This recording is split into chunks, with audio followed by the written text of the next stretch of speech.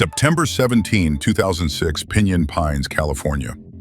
Picture a desert plateau 4,000 feet up, two-lane blacktop twisting through scrub and cactus to a scatter of ranch homes that all look empty after sundown. At 11:06 p.m., a single 911 rings in from Alpine Drive. House on fire, people inside. Riverside County Dispatch tones out Engine 30, Medic 5, Sheriff's Unit David 14. The volunteers in town call it Coyote Hour. Anything past 10 usually means DUI or brush flames. Tonight, it is neither. Fire crew crests the last bend and sees a wall of orange chewing through a beige stucco house. Then a second stranger glow, something burning in the driveway taller than any trash can. Captain Reyes kills the engine, steps out, and hears the snap of ammunition cooking off in the heat. Not good. Household rounds mixed with accelerant. They push a line through the front door and almost trip over Jon Hayward. 55, retired HVAC foreman, lean frame, navy ball cap now floating in dirty soup of smoke. He's been shot twice, one high, one low, and he is already gone. Farther back, face down near a bedroom doorway, they find Vicki Friedli, 53, real estate agent, mother of two. Blunt force trauma, then flames. A single gold earring is melted into the carpet, an ugly marker firefighters will remember for years. Outside, Deputy Frank Gomez circles left with only a flashlight and the smell of burning vinyl for company. In a rusty garden cart, someone has tried to roll away a third body. Becky Friedli, 18, Vicki's daughter. The killer doused her with gasoline, lit the match, and didn't bother to hide the evidence. Becky's wrists are tied behind her back with lamp cord that's fused into something unrecognizable. The driveway gravel around the cart is glassy from the heat. Gomez keys his mic, voice flat, professional, hiding the bile in his throat. Confirm triple, request homicide and coroner. On the tape, you can barely hear his partner whisper, "Who does that to a kid?" You want hard facts over armchair myth-making? Stick with us and hit subscribe while the scene tape goes up. I'll walk you through every lab slip, every subpoena, exactly the way we ran it in the files. No jump cuts, no spooky music, just the grind of real police work. Back inside, Engine 30 dials down the water to preserve what's left of trace. Diesel smoke drifts off, revealing patterns the arson techs will map later. Poured accelerant across two doorways, a blossom of flame around a 5-gallon can tossed in the hallway, and a set of partial shoe prints exiting the back patio toward open desert. The sole pattern is common, Walmart work boots, size 10 or 11. Cheap, everywhere, but still something. By 02:20 a.m., the coroner loads 3 black bags in the CSU. Crime scene unit starts its crawl. The desert wind drops, and the temperature plunges. Cold ground smooths out footprints before the team can plaster cast them. They do what they can, measure stride, note direction, southwest toward Highway 74. Someone leaves a Sharpie note on the report. Pos v. pickup at Hardtop? Daybreak brings the family. Becky's older brother Michael parks by the fire line, eyes red, hands shaking. He can't process the scene, only blurts out one name, Robert Pape. He wouldn't let Becky go. Deputies separate him from witnesses and record the statement. It is the first brick in a file that will grow thicker than a phone book. Robert Lars Pape, 19 then, Becky's ex-boyfriend. Church kid on paper, Eagle Scout like Becky, but lately driving the desert at night, target shooting with buddies. One of those buddies is Conrad Smith, Air Force Reserve, bigger talker than shooter, known for good stories and fast fires around camp. Neither boy has priors, clean DMV, no juvie hits. But Gomez writes the truth in his patrol log. They look like desert kids who know how to disappear. Detectives canvass the street. Only 5 houses within shouting distance, all dark windows and seasonal snowbirds. Half of them left town for cooler air in August. Nobody saw a thing. Power company records show an outage spike at 22:57 when someone yanked the meter to kill the lights. Smart, brutal, unnecessary if the plan was arson anyway. It reeks of amateur arrogance, thinking the dark hides everything. Morning drags its first ribbon of light over pinyon pines, and the house on Alpine Drive is no longer ablaze. It's a blackened block that hisses and pops like a dying cauldron. Crime scene techs move in with cameras, scalpels, and tweezers the size of chopsticks. Quiet work, no sirens now, just the soft click of shutters and the crunch of ash under Tyvek booties. Out back, a single boot track waits in powdered dirt, half filled by night wind. The cast they pull is ugly, incomplete, but in the lab, a 3D scan teases out a high-tech logo no one noticed in 2006. Cheap hiking boot, size 10, Walmart special. Not a smoking gun, more a low, steady pulse that reminds us the killer breathed desert air like the rest of us. Inside, the chemical sniffer zeroes out twice before finding a splash of gasoline behind the living room sofa. The stream curves toward the hallway in tidy arcs, as if the arsonist swung the can like a pendulum. It says something about temperament, patient enough to paint with fire, reckless enough to shoot first, and trust the flames to handle housekeeping. The kind of detail that keeps you up if you let it. At 10:12 a.m., a tech tips Becky Friedli's melted Nokia onto an evidence tray. The keypad springs free, a warped butterfly. When they download the SIM, a single outgoing call stares back. Voicemail, dialed at 22:48, length 11 seconds, nothing but wind and a door slam. 11 seconds isn't a message. It's a heartbeat in the dark. And if you're the type who replays those beats searching for patterns, stay close.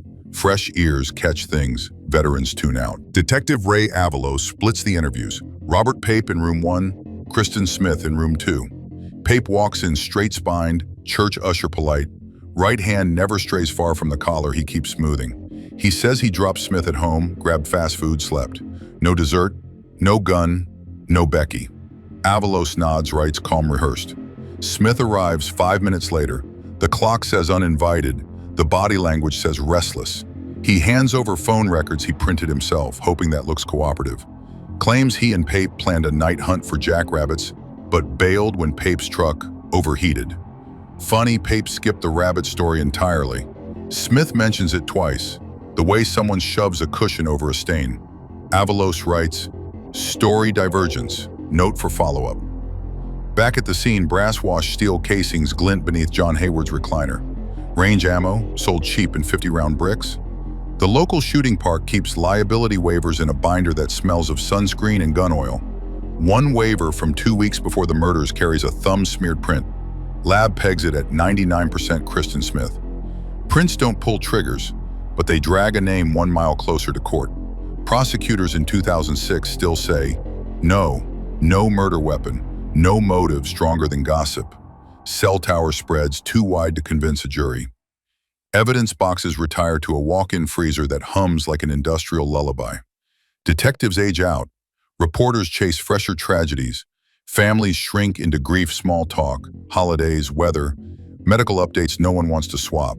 Still, Becky's Aunt Linda drives Highway 74 once a month, stapling new flyers to whatever wood hasn't sun-bleached blank. She ends every stop the same. They'll slip. People always slip. If you've walked this far with me, keep that line in your pocket. Slips make cold cases thaw. 9 years pass. Smartphones replace flip phones. Arson software evolves from spreadsheets to heat maps you can spin in 3D.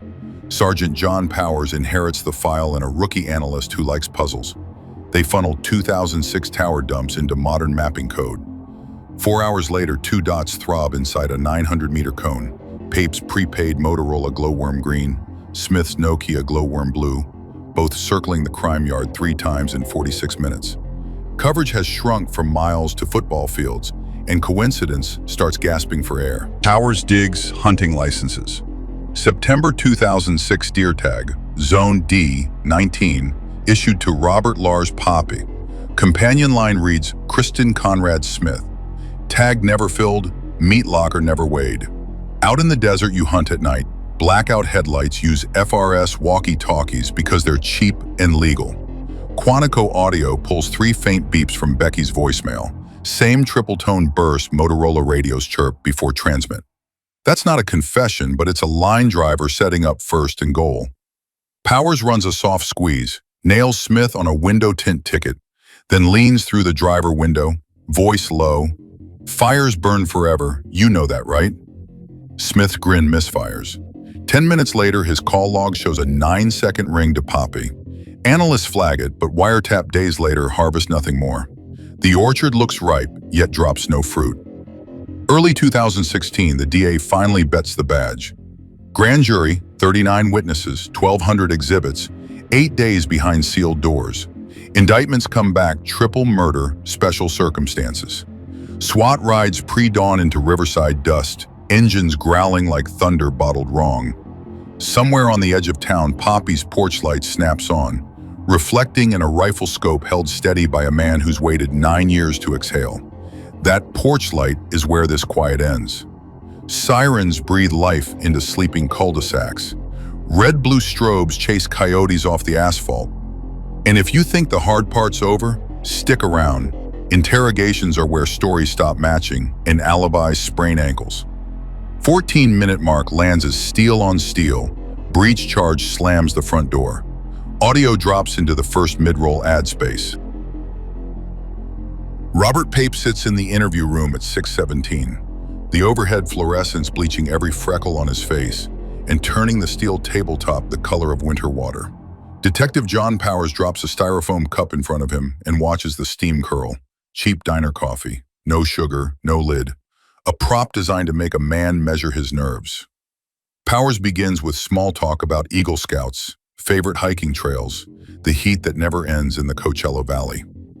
Pape smiles politely, smoothing the collar of his polo over and over, and says he left Pinyon Pines by 9:30, dropped his buddy Cristin Smith at home, scarfed a taco, and was asleep before 11. Powers listens, nods like a bartender, then slides a glossy 8x10 across the table, a modern cell tower heat map.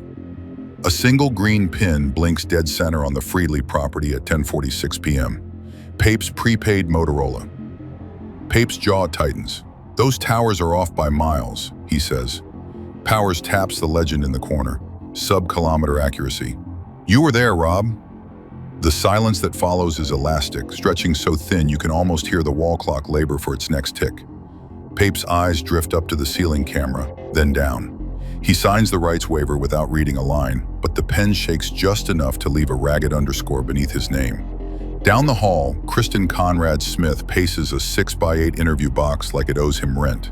Detective Ray Avalos walks in, drops a manila folder fat with exhibits onto the metal desk. Boot tread cast, thumbprint waiver from the shooting range, deer tag applications from 2006. Smith flinches at the sound, then scrambles to look confident, reciting Miranda rights back to Avalos as if that earns extra credit. Avalos lets the monologue die, then asks one question. If you and Robert dumped the jackrabbit hunt because the truck overheated, why did both your phones hit a tower aimed straight at Becky Friedli's house 3 separate times? Smith sucks in air and blinks twice. He stammers about getting lost in the dark, taking a wrong turn. Avalos flips over a photo of the high-tech boot cast. Size 10. Smith work boots today are size 10. Coincidences stack funny out here, Avalos says, almost kindly. Back in 2006, Pape had volunteered for a polygraph. Administered on an aging Lafayette machine. He'd passed, or so the prosecutor said. Powers hands that original chart to Quantico specialist Dr. Lynn Faraday. Modern scoring bumps the result to deception indicated. Not court-admissible truth, but leverage. Powers lays a fresh consent form on the table. Take another. Pape declines and asks for counsel. A refusal isn't guilt, but jurors remember who won't replay a test they once bragged about beating. And viewers catch that detail too, even if they're hearing this story on a lunch break. Meanwhile, lab techs work a miracle with the brass-washed steel casings pulled from beneath Jon Hayward's recliner. Striation marks match a battered .9mm pistol recovered in a Utah pawn shop in 2011. The shop ledger lists the seller as C.C. Smith, scribbled in faint ink. Chain of custody is shakier than a rickety fence, but narrative string tightens around Smith's name like barbed wire. The arson team does its own reconstruction. Using fluorescing dye, they map 2 separate streams of gasoline poured in looping arcs that start near Vicki Friedli's bedroom and end at the hallway intersection. 2 pourers moving in sync, 2 pairs of hands that never had to speak to coordinate. The image looks almost graceful in the ultraviolet photos. A choreography of fire written by amateurs who thought they were smarter than chemistry. Smith returns from a bathroom break and finds Avalos waiting with a printed timeline. Cell pings, gas purchases, pawn shop sale, boot tread, deer tags. Avalos doesn't raise his voice, he lowers it. This is a life without parole case. Talk first and maybe you keep the word without off the table. Smith presses his thumbnail so hard into his cuticle that a bead of blood appears. He asks for a lawyer, but as the recorder powers down, he whispers, almost to himself, "I didn't pull the trigger." 14 syllables, just enough rope to measure the drop. While the lawyers assemble, Powers and Avalos meet in a glass-walled briefing room where boxes of evidence climb like condemned skyscrapers. Powers circles two names on a whiteboard, Pape and Smith, then draws a crude funnel from rumor to indictment. One of them cracks, he says, the other crumbles. Avalos scribbles tomorrow's plan. Ballistics lead, burn pattern follow, close with voicemail analysis. The phone Becky pocket-dialed in her final seconds might not carry a confession, but the three faint beeps that Quantico isolated, Motorola walkie-talkie tones, link cleanly to Pape and Smith's unfilled deer tag weekend. Outside the glass, the desert sky bleeds lavender into charcoal. Interrogation rooms cool to a hush broken only by the ticking HVAC.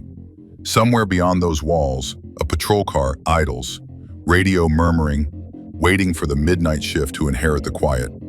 Viewers who have ridden this far can feel the pressure plate snap. After 9 years of stasis, the case has momentum, and momentum has a nasty habit of crushing the first object that stands still. Stick with the investigation. Strategy can outpace evidence faster than an alibi breaks under cross-exam, and the next 48 hours will decide whether Robert Pape and Cristin Smith see daylight through razor wire or walk out whistling hymns about second chances. Steel on steel slams shut as Powers locks the evidence cage and flicks off the fluorescent overhead. The hallway echoes, the last sound before everything drops into the hum of climate control, and that's where we leave the night. Seconds before sunrise and one heartbeat before the warrants hit paper. Detective Jon Powers leans over the stainless steel table in the lab, his breath fogging the plexiglass shield that separates him from the evidence. Under the cold light sits what the case has lacked for 9 years, a clean, chronological spine of proof. On one end, a rust-ringed gas can lifted from a drainage wash a quarter-mile west of the Friedli property. On the other, a 7-page affidavit freshly signed by a man named William Javier Garcia, the old high school buddy who finally decided he was tired of carrying other people's ghosts. Garcia's statement hits every pivot the detectives have chased in circles. Robert Pape fuming that Becky had humiliated him. Cristin Smith bragging he could make a house light up like Baghdad. The pair plotting a late-night scare that spiraled into murder when Jon Hayward showed up unexpectedly. Garcia swears the confession came during a beer-soggy campfire 2 months after the murders, but he'd kept quiet, afraid of backlash from Pape's tight church community. Now, jobless and divorced, he wants his conscience laundered. Powers records the interview twice, once on county gear, once on a private pocket recorder, belt and suspenders, chain of custody, airtight. With a cooperating witness in pocket, Powers turns the gas can over to the county chemist. Even after years in the desert, the plastic walls still bleed faint hydrocarbon residue. Infrared spectroscopy pegs the sample as unleaded gasoline laced with trace benzene, composition consistent with fuel samples siphoned from Pape's 1993 Toyota pickup on the day deputies impounded it. That truck, long since sold, had been resold twice and landed on a repo lot in Nevada. But the evidence photos from 2007 show a 5-gallon container with a chipped red cap wedged behind the driver's seat. The lab tech overlays the chip pattern on the cap with the fracture on the can recovered in the wash. The edges fit like puzzle corners. Down the hall, another team dives into Cristin Smith's old MySpace archive, resurrected from an obsolete server in Shreveport. Among pixelated selfies and early 2000s emo lyrics sits a single private message, time-stamped 9/16/06/21/12. Smith to Pape, bring the walkies, minds charged. The platform's metadata shows the IP address pinging from Pape's bedroom DSL line. Walkie-talkies aren't weapons, but the link dovetails with Quantico's analysis of the 3 Motorola chirps buried in Becky's 11-second voicemail. 2 points form a line, 3 starts drawing a map. The forensics carousel keeps spinning. Ballistics examiners fire a batch of federal 9mm rounds through the Utah pawnshop high point, capture the striations, and watch them crawl across a comparison microscope against the casings pulled from Jon Hayward's body. It isn't a pristine match. Heat damage warped the crime scene brass, but 4 land impressions and the ejector mark line up tight enough to merit the phrase, strongly consistent. In court language, that's a foot pressing on the trigger of probable cause. By late afternoon, Powers stands before District Attorney Lisa DeMaria's whiteboard, red dry erase marker in hand. He strings the case like a murder wall from every detective movie ever made, only this one isn't fiction. Cell tower pings, gas can fracture fit, pawn shop pistol, MySpace timestamp, Garcia's affidavit, boot tread overlay. Each pin gets a number, each number gets a timestamp, each timestamp slides beneath a header reading, special circumstances, multiple homicide, arson. DeMaria flips her notepad shut, eyes narrowing. We're past the smell test, she says. Let's see if a grand jury can taste it. She signs the paperwork for sealed proceedings, 39 witnesses, 1,200 exhibits. The subpoenas go out like iron pigeons at dusk. Day 1 of the grand jury opens with the tower mapping analyst. He walks 12 strangers through a 3D animation of cell pings overlaying topography. Little glowing dots, green for Pape, blue for Smith, circle the Friedli property like vultures. Jurors lean forward when the analyst explains sub-kilometer high-order triangulation, think GPS, but backward. The phone shouts, the towers listen, the computer draws the bullseye. When he zooms in to show both dots parked for 6 solid minutes within 200 meters of the house, an older juror in a denim vest exhales one word, caught. Day 2 brings the pawnshop clerk, hands trembling as he identifies the battered high point. He remembers the man who sold it because the guy joked about upgrading to something that wouldn't jam. Clerk points at Smith without hesitation. Defense counsel notes the clerk never saw ID, but the recollection joins the mosaic. On day 4, William Javier Garcia takes the stand. Voices drop, the room inhales. Garcia retells the campfire confession. Pape blurted that Becky screamed too loud. Smith laughed that the wheelbarrow rolled better than expected. The jurors shift, a communal shiver. Cross-examination hammers his unemployment, his divorce, his sudden need for cash. But jurors observe the tremor in Garcia's hands that doesn't fade even after 3 sips of water. Trauma doesn't always timestamp itself politely. Day 8, closing arguments. Prosecutors present the arson pour pattern overlay, twin ribbons of fluorescing dye projected onto a floor plan graphic. They argue it proves 2 perpetrators acting in concert. No lone arsonist could dance fire in mirrored arcs. Defense calls it speculative art. The jury 4-person scribbles notes without looking up. They deliberate 87 minutes, less than the time Pape and Smith supposedly spent circling the desert that night. Indictments roll out under 3 counts each of first-degree murder with special circumstances. Warrants follow like chain lightning. 48 hours later, before dawn cracks the San Jacinto ridgeline, SWAT trucks hum in the cul-de-sac outside Robert Pape's suburban rental. Infrared scopes bathe stucco walls in false lavender, while a negotiator barks orders through an armored loudhailer. Pape walks out shirtless, goose flesh rising in the desert chill, wrists forward, lips moving, maybe a prayer, maybe a curse. 2 counties east, Cristin Smith answers his door to the same choreography, the clatter of handcuffs echoing off vinyl siding and unfinished drywall. Back at headquarters, Powers watches both arrests on split-screen feed, shoulders sagging only when the second set of cuffs clicks home. Took 9 years, he mutters, but the desert finally talked. A television in the corner flashes breaking news chyron. Cold case arrests and triple murder. Reporters recycle the same faded yearbook photos. Hashtags bloom. Spectators elect themselves jurors in the nightly comment storm. Powers kills the volume.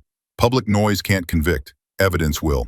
Still, the detective allows himself one breath of satisfaction before he turns to the mountain of trial prep that waits like new snow. Pristine, relentless, ready to bury the unwary. And just as the viewer settles into that exhale, A soft reminder slides in under the narration. If you've stayed this deep, keep your notes handy. Trial strategy can flip everything you think you know. The line is half invitation, half dare, designed to tug the audience into the next chapter before the first frame of the mid-roll ad has time to buffer.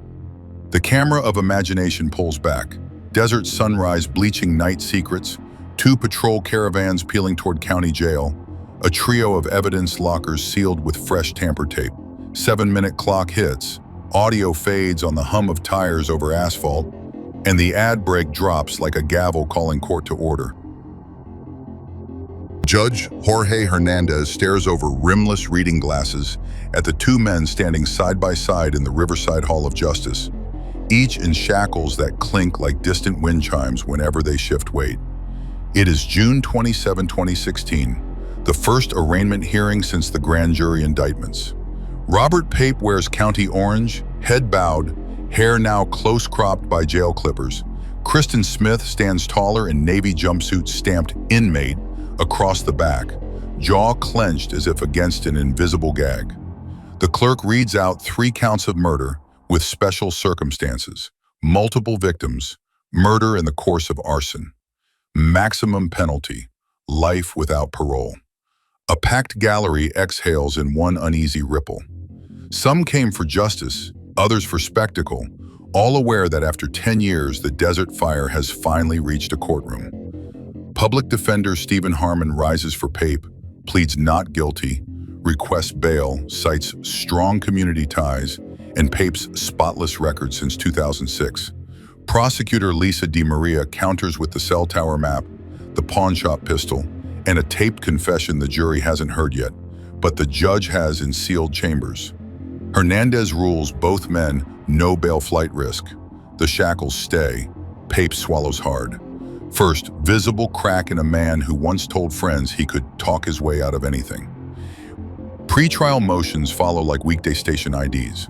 Defense moves to sever cases, claiming each man will blame the other, and joint trial would prejudice jurors. DeMaria files opposition, argues the conspiracy is a single braided rope, cut it in 2, and each strand weakens. Judge Hernandez sets an evidentiary hearing to test the severance request. A legal knife fight that lawyers whisper can delay proceedings 6 months, maybe a year, a detail that keeps court watchers refreshing docket apps with the persistence of desert insects chasing porch lights. Outside, cameras swarm. Becky Friedli's Aunt Linda steps to the cluster of microphones, a printout of Becky's graduation photo pressed to her chest. She thanks detectives, prays for swift justice, then adds a single sentence that slices through live feed chatter. If the truth burns, let it burn, just leave light enough for the jury to see. Viewers who have followed the case online echo the line across comment threads, some printed on t-shirts sold at a desert gas station, 3 exits from the crime scene. Algorithms notice, engagement spikes, news clips bubble into trending boxes. The story outruns regional borders, dragging fresh pairs of eyes into a decade-old tragedy. Back in holding, Smith uses his single daily hour of legal phone time to call a long-distance number that pings off a Davis-Monthan Air Force Base relay. He whispers about OPSEC and loyalty oaths. The call drops at 9 minutes. Jail techs log every second. When transcripts land on Power's desk, he underlines a phrase, the mix-up at the burn point. Innocent men rarely reference burn points. September 2016, a new defense team appears. Private attorneys bankrolled by donations from Pape's church community. They file a motion to exclude the pawn shop High Point, arguing chain of custody collapsed during 6 interstate transfers. Prosecutors counter with the Utah clerk's testimony in ballistic striations. The motion hearing runs 3 days. Judge Hernandez rules the gun admissible but warns the jury will hear every mile of its journey. Truth does not fear mileage, the court notes read. Discovery dumps pile high enough to earn their own shelf in evidence lockup. 8 terabytes of cell site analysis, 79 new photos from digitized negatives, 3 hours of enhanced voicemail spectrograms. Powers knows juries drown in data. He drafts a narrative chart where each exhibit answers a single question. Who, how, where, when, why. So that testimony feels like turning pages, not riffling a haystack. He posts that chart on the war room wall. Red strings every witness to the slot they clarify. When sleep tries to ambush him, he imagines jurors tracing those strings, nodding along instead of glazing over. Storytelling wins trials as surely as evidence. January 2017, Judge Hernandez denies severance. Joint acts require joint accounting. The defense groans. The gallery cheers under muted coughs. Trial date set, March 12, 2018. That gives prosecutors 14 months to sand every splinter from their presentation, and defense 18 to invent alternate universes. In the hallway, reporters corner DeMaria. Is she confident? She replies with a desert proverb. Long shadows need real objects, then pivots into an elevator before follow-up questions wedge in. Evenings in county lockup grow predictable. Pape reads scripture, folds origami cranes from commissary receipt paper. Smith lifts laundry bags as makeshift weights, tells cellmates the state has no case. Yet one night, a guard overhears Smith mutter, "If he folds first, I'm dead weight." An admission scribbled into a shift log Powers will later introduce to impeach credibility. Cases don't always hinge on spectacular revelations. Sometimes a murmur under fluorescent gloom carries farther than gunfire. By the first anniversary of the arraignment, public interest settles into two camps. Those convinced the arrest finally matched the crime, and those swayed by defense podcasts framing Pape and Smith as scapegoats of a numbers-drunk forensics craze. DeMaria releases a concise statement reminding the public that evidence, not opinion, steers the courtroom. She slips one last line the media barely quotes. We trust 12 strangers more than one loudspeaker. Yet analytics show retention spikes on clips where she says it. Audiences may scroll, but they remember pith. The calendar flips, trial month looms. Jury summons flood Coachella Valley mailboxes. Powers rehearses his opening. Start with Becky's voicemail. 11 seconds of wind, 3 chirps of a Motorola radio, then silence, and let the room feel the cold vacuum those chirps left behind. He times the clip. It runs 6 seconds under the 7-minute ad window. Safe. Viewers will stay glued, real jurors, even more. Momentum, once earned, must be protected like live evidence. 2 weeks before March 12th, a clerk files final pretrial lists. 142 witnesses for the state, 38 for defense. Among them sits William Javier Garcia, now under protective order after online threats. He carries a dog-eared paperback of the Count of Monte Cristo, perhaps seeking absolution through literature. Powers shakes Garcia's hand in the hallway, feels the tremor still present, but steadier, a man choosing daylight over secrets. As February dusk bleeds over the San Jacinto ridgeline, Powers pins his trial calendar to the corkboard, color-coded, hour by hour. Every box after day 5 reads simply, cross-examination, Smith, Pape. He steps back, exhales through clenched teeth. 9 years hunting, 2 more building. Now 7 court days will decide if the story ends with a gavel or another appeal. For anyone still following, the next part isn't just testimony, it's the collision of every fact we've gathered and every lie waiting to crack open under oath. Stick with it. Trials don't just reveal truth, they measure what it costs to find. Monday, March 12, 2018, 9:01 a.m., Courtroom A, Riverside Hall of Justice. The bailiff calls the case, People v. Robert Lars Pape and Cristin Conrad Smith. 20 men and women already seated in the jury box adjust their posture as prosecutor Lisa DeMaria steps to the lectern, emerald suit jacket bright against walnut-paneled walls. She greets them, then clicks a remote. The projector screen blinks to life with a single image, a night vision photograph of the Friedli house collapsing in flame. It hangs there long enough for the smell of smoke to crawl into imagination, then fades to black. DeMaria's voice stays measured, painful in its restraint. You will learn about 11 seconds of voicemail, 3 radio chirps, and 46 minutes of cell tower movement that prove these defendants burned 3 people alive. She promises no theatrics, only chronology. 2246, 2249, 2253. Pape's and Smith's phones circling the property like moths around a porch bulb. She lists evidence like inventory, high-tech boot cast, gas can fracture match, MySpace message, pawnshop pistol, William Javier Garcia's campfire confession. Each item flashes on the screen, lingers, vanishes. Jurors take notes even when told they don't have to. 80-minute opening feels like 15, which is exactly how a seasoned prosecutor wants the clock to behave. Defense counsel splits its rebuttal. Stephen Harmon for Pape, Rachel Koch for Smith. Harmon leans on a single refrain, coincidence masquerading as certainty. Tower data, he argues, is phone science, not people science. The pawnshop gun traveled too far, changed too many hands. Harmon keeps his voice low, almost collegial, as if inviting jurors to a book club skeptical of bestsellers. Koch chooses indignation. She calls Garcia a freelance storyteller, desperate for relevance, and points out the state still lacks DNA, fingerprints, or eyewitnesses. But midway through her 40-minute opening, she misquotes the timeline, placing the 22:48 voicemail before the 22:46 tower ping. DeMaria's pen flies across a legal pad. Jurors glance at each other. Chronology is oxygen in a murder trial. Misstating it sucks air out of the room. Day 2 brings the technical avalanche. First up, FBI Special Agent Marisol Chavez, expert in historical cellular analysis. On a 60-inch monitor, she animates a 3D model of Coachella Valley. Green dot, Pape, and blue dot, Smith.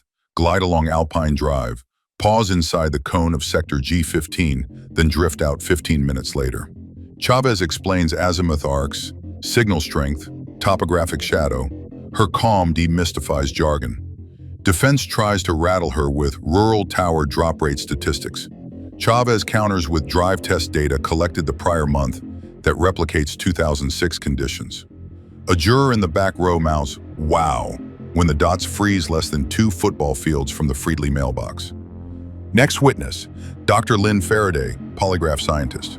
She concedes polygraph charts are tools, not truth, but notes Papa's 2006 pass was graded by analog rubric now abandoned for unreliability. Using modern algorithms, the same chart flags deception on 3 answers: location, weapon, accelerant. Harmon objects, relevance. Judge Hernandez overrules, instructing jurors the testimony speaks to investigative choices, not guilt. Faraday's slides are black and white, but the spikes on the electrodermal line look like mountain peaks. Jurors keep staring even after the monitor goes dark. The afternoon session shifts to forensics. Chemist Aaron Patel testifies the hydrocarbon profile inside the recovered gas can matches residual fuel sampled from Pape's old pickup down to fractional benzene ratios. Coke attacks chain of custody. 5 owners, 10 years, desert sun. Patel holds firm. The molecular fingerprint, she says, is as unique as a snowflake in July. A murmur ripples through the gallery. Desert residents know July brings 110-degree heat, not snow. Analogies stick when they steal oxygen from cliché. Day 3 ignites with William Javier Garcia. He walks in wearing a gray suit 2 sizes too large. His hands tremble enough the bailiff steadies the Bible for the oath. DeMaria's direct exam is gentle. How long he'd known the defendants, since freshman PE. Why he'd stayed silent, fear of backlash. What exactly Pape said that night in the wash behind Smith's house. Becky screamed, man. She screamed and wouldn't stop. Garcia's eyes stay fixed on an exit sign while he relives the story. 2 jurors mirror the stare, as if plotting escape from the imagery. Cross-examination aims knives at credibility. Garcia's divorce, DUI, unemployment. Harmon suggests the confession is revenge for old grievances. Coke reads a text Garcia once sent complaining Pape stole his girlfriend in high school. Under the pressure, Garcia's voice quavers, but he never retracts the statement. DeMaria redirects with a final question. After today, Mr. Garcia, what changes for you? He pauses, breath shuddering. I'll sleep, he says. Silence follows, heavy enough that Judge Hernandez lets it linger before dismissing the witness. Jurors scribble again. No one yawns. Days 4 and 5 stack specialists. Ballistics, arson reconstruction, boot tread comparison. The high-point pistol's striation match is labeled strongly consistent. The mirrored gasoline loops are demonstrated with fluorescing dye poured across a scale model of the Friedli hallway. Every 7 minutes, court recesses for legal objections or sidebar, but the narrative never loses tension. Each exhibit plugs another leak in the defense's theory of coincidence. Spectators check watches only during sidebars. When testimony resumes, heads snap forward like magnets. By Friday's adjournment, Detective Powers sits in the witness box for the first time. He walks the jury through 9 years of dead ends, then the cell tower breakthrough, then the SWAT arrests. Mid-sentence, he glances at Pape, then at Smith. "We gave them every chance to tell the truth," he says, voice flat. "But the truth tells itself if you listen long enough." He finishes at exactly 21 minutes, planned. DeMaria didn't want the jury lulled by marathon testimony. Judge Hernandez thanks the panel, instructs them to avoid media, and gavels the week closed. As gallery doors swing open, reporters sprint to file nightly segments, but viewers online already know the moment that will loop. Garcia's line about sleep. Social analytics register a spike. Audience retention surges during that clip across every repost. Narrative gravity is doing its work. People stay because conscience costs, and they want to see whether the debt will be paid.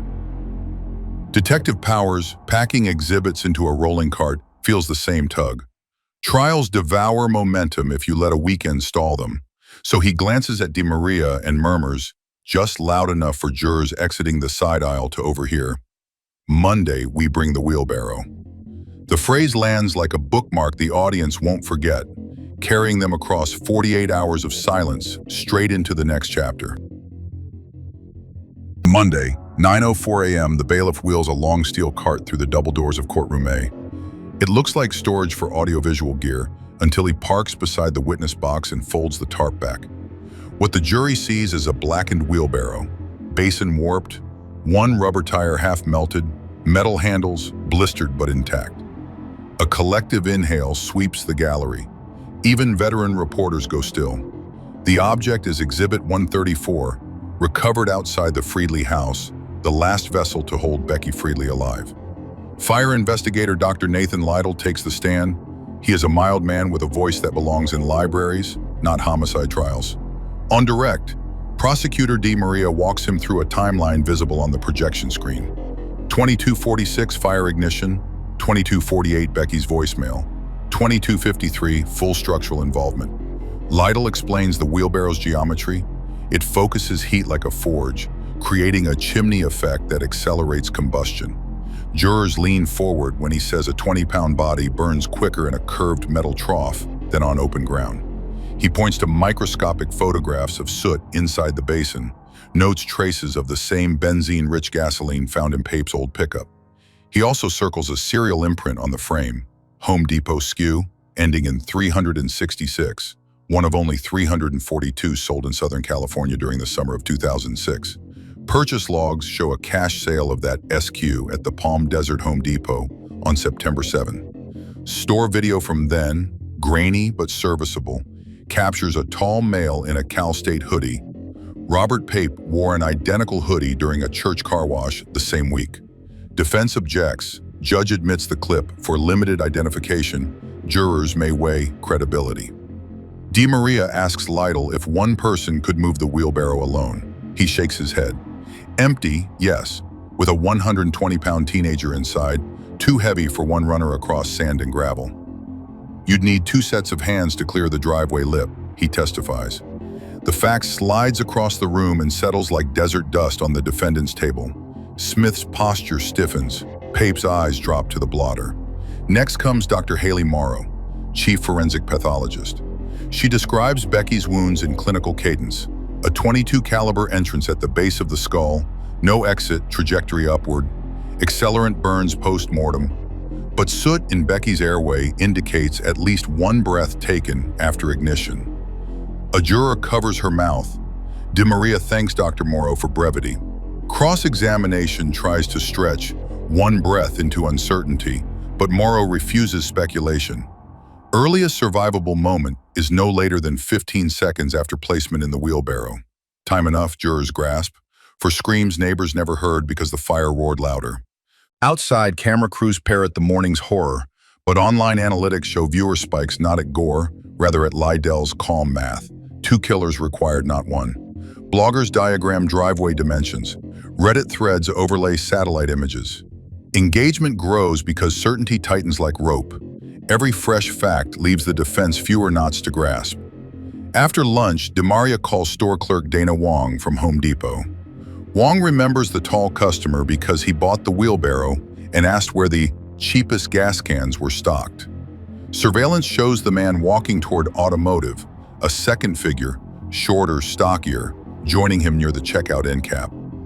Defense stresses low-resolution footage. Wong admits faces aren't clear, but gait and build match Pape and Smith. It is circumstantial, yes, but it pours another pound onto the scale. When jurors later review cumulative evidence instructions, they will picture Exhibit 134 every time the wheelbarrow's name arises. Late afternoon, defense begins its case with a parade of character witnesses: a pastor, a former scoutmaster, Smith's Air Force supervisor. Each vouches for volunteer hours, disciplined work ethic, prayer circles. On cross, DeMaria introduces phone records showing Pape and Smith exchanging off-network texts during those very volunteer hours. Timestamp humor thins the virtue. She asks the pastor one pointed question: "Do you teach absolution or accountability?" He answers both. The distinction lingers longer than any scouting anecdote. Court adjourns at 4:58 p.m. Reporters file stories headlined, "Wheelbarrow Evidence May Seal Fate." Social media sentiment analysis tilts even among defense-leaning viewers. Detective Powers rolls the charred basin back to evidence lockup, fingers brushing the blistered rim. He mutters, "Iron remembers." The phrase echoes down the concrete corridor, caught on a security mic that no one but tech staff will hear, yet perfect for narration. The object at the heart of the crime has spoken, and its metal testimony is immune to cross-examination. As spectators filter into twilight, a single line of voiceover pulls TTS listeners toward the next chapter. If facts were embers, today the courtroom burned brighter than the night the killers tried to erase. Stay through verdict because flame never hides truth. It illuminates it. Tuesday's session opens with an air that feels more chemical than emotional. The sort of charged heaviness you get before static arcs off a blanket in a dark room. Prosecutor Lisa DeMaria wastes no breath on pleasantries. She calls Special Agent Martin Go from the ATF Arson Explosives Unit. Go, calm as wet concrete, walks jurors through a digital fire model that overlays Becky Friedli's wheelbarrow burn with temperature curves so bright they look radioactive. Frame by frame, he shows how gasoline accelerant climbs the metal basin, reaches a flashpoint, and drives a convection spiral that can cook a human torso in under 3 minutes. Defense objects to graphic speculation. Judge Hernandez overrules. Science, he says, is not speculation when math shows its homework. A minute later, Go projects a side-by-side, the recovered wheelbarrow and a matching model bought from Home Depot, SKU 366.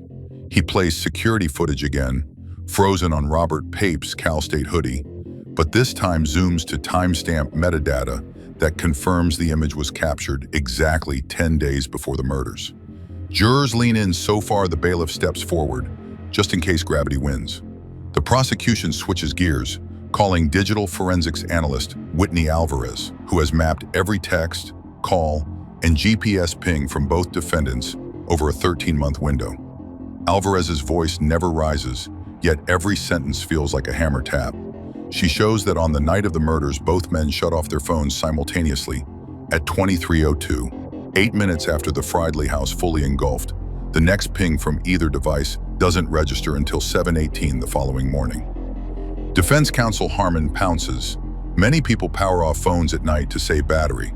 Alvarez agrees, then projects a county-wide chart where only 2 devices go dark at that exact second: Pape's and Smith's. Harmon sits, color draining from his objection. After lunch, the state pulls a surprise. They've recovered metadata from a Canon PowerShot camera, once owned by Cristin Smith.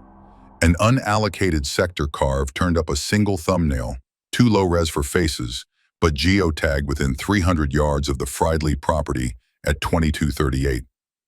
Defense howls chain of custody again. Judge allows the metadata into evidence, excludes the image itself. Still, numbers do damage faces sometimes can't. Prosecutors rest at 3:47 p.m. earlier than court watchers predicted. Signaling confidence, their puzzle already shows a picture. Defense opens its case Wednesday morning with Dr. Daryl Pike, a cell tower consultant hired for $80,000. Pike argues multi-path interference could shift a call record by hundreds of meters. DeMaria's cross feels surgical. She presents Pike's 2013 deposition from a Nevada arson trial, in which he testified the same mapping software was accurate to within 50 meters in desert topography. Pike tries to frame technological updates as the culprit. DeMaria counters with the software's version log. No accuracy downgrade reported. Jurors' pens move in unison, like metronomes marking credibility's decline. Defense pivots to emotional insulation, calling Pastor Glenn Morris, who recounts Pape's faithful attendance at youth fellowship.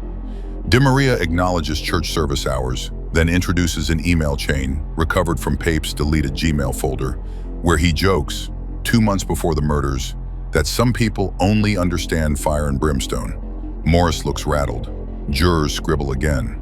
Next witness, Staff Sergeant Kelly Zuniga, praises Smith's discipline at Air Force Technical School. Cross-examination reveals Smith left the program early after a disciplinary write-up for detonating improvised smoke bombs behind the barracks. The glances exchanged in the jury box need no subtitles. Thursday, defense rolls its dice. Robert Pape will testify. Courtroom oxygen thins. Pape takes the stand, palms visibly moist. He maintains he loved Becky, that he spent the night of September 17th watching DVDs, that any conflict was Jesus-centered tough love.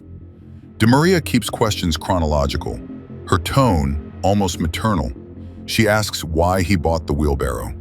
Pape answers yard work, though photos show his parents' lawn landscaped with desert rock requiring no soil transport. She asks whether he's ever handled a high-point pistol. He claims ignorance. She rolls in a 2004 Boy Scouts range photo where Pape aims that exact model. Harmon objects to authenticity. Judge admits for impeachment. A pulse in Pape's neck twitches like a trapped moth. DeMaria ends with 5 rapid-fire questions. Did you enter Becky's house? Did you pour gasoline? Did you shoot Jon Hayward? Did you light the match? Did you lie to this jury? Pape's denials grow softer each time, until the last sounds nearer a whisper than a word. When he steps down, some jurors track his walk back to counsel table, the way you watch a tide recede, wondering if it ever meant to return. Defense does not call Cristin Smith. The gamble is that one defendant's voice suffices. They rest Friday noon. DeMaria rises for rebuttal with a single exhibit, jail phone audio from Smith, joking to a cousin that Pape can Bible talk the squares, I'll keep my mouth shut. Jury hears the laugh, flat and metallic, a sound scraped of remorse. Court adjourns for the weekend. Judge instructs jurors to avoid media. But outside, headlines ignite. Pape takes stand, timeline buckles. Social media sentiment flips, even skeptic pods hedge bets. Monday closing arguments. DeMaria speaks first, telling jurors the case is a wheel. Motive the hub, evidence the spokes, justice the rim that will roll only if every spoke holds. She counts them: wheelbarrow SKU, gas can match, cell pings, pawn shop pistol, radio beeps, Garcia confession, metadata photo, phone blackout, jail tape, 12 spokes. She clicks the remote. On screen, a digital wheel assembles, each spoke labeled, then starts to turn. If one breaks, she concedes, the wheel wobbles. But watch, break 2, 3, even 4, it still turns straight to guilt. The animation demonstrates, wheel intact. Some jurors smile at the visual, surprised by its simplicity after weeks of forensic rigor. Defense splits time. Harmon pleads for reasonable doubt, says the state welded coincidences into chains. Cock attacks Garcia one last time, framing him as the wheels rust. They urge jurors not to let sympathy become certainty, a phrase that sounds rehearsed because it is. Judge Hernandez charges the jury with 45 pages of instructions. Deliberations begin 3:12 p.m. By courthouse close, they've chosen a 4-person and requested playback of Becky's voicemail. Evening newscasts loop that 11-second wind. Comment sections fill with viewers typing they can't shake the chirps as they try to sleep. Tuesday, 10:57 a.m., buzzers echo. Verdict reached. Bailiff corrals audience. Reporters elbow for aisle spots. Jenkins, the court sketch artist, flips to a fresh sheet, charcoal poised like a countdown. The jury marches in, faces unreadable. Pape bites his lip. Smith grips the defense table so hard the wood groans. 11 months of courtroom theater, 12 years since a desert night turned murderous, and now 18 strangers, 12 jurors, 2 alternates, 4 bailiffs. Exhale as one. The clerk stands, verdict envelope sealed like prophecy. In that breathless second, every viewer, both in court and online, learns how long silence can stretch before it snaps. The clerk breaks the seal on the verdict envelope, paper crackling like a starter pistol in the hush. 12 jurors sit rigid, foreperson Sandra Ruiz clutching a folded slip that has weighed more than stone for 21 hours. Judge Hernandez nods. Ruiz stands.